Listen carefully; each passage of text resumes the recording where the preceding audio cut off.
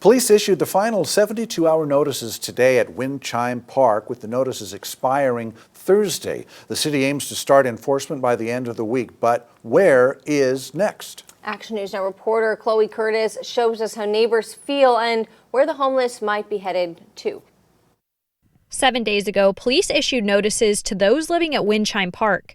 Fast forward 7 days, and this is a look at the park this morning, still filled with several tents and RVs. I spoke with some neighbors who don't want to be identified, and they say it's time for people living at Windchime Park to move on. I think people need to keep in mind that these people, even though they're intense, even though they're frustrating, even though they're without their ends as well, and even though they're enabling, people with groups are enabling them, that they are human beings as well, and that they're just down on their luck, and everybody somewhere in this day and age can be in the same situation. Another neighbor says she's about fed up with the situation.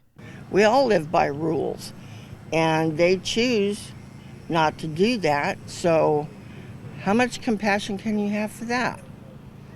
They say that they want to get the help, but they don't. Jesus Center Director Amber Abney-Bass says if a homeless person refuses assessment or isn't around when the team is there, they still document them. And depending on the assessment, campers have options including the tourist shelter or pallet shelter, or moving to the alternate campsite at Eaton and Cohasset. And while the city's working on one homeless camp, others are growing.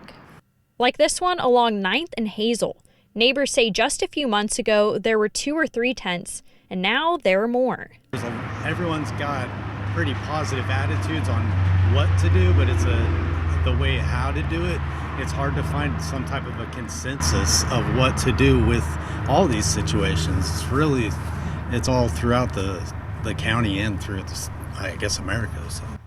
The city says there are still several camps on their radar for enforcement, including here on 9th and Hazel, the Lassen Bike Path, and Tykert Ponds. In Chico, Chloe Curtis, Action News Now. Coverage you can count on.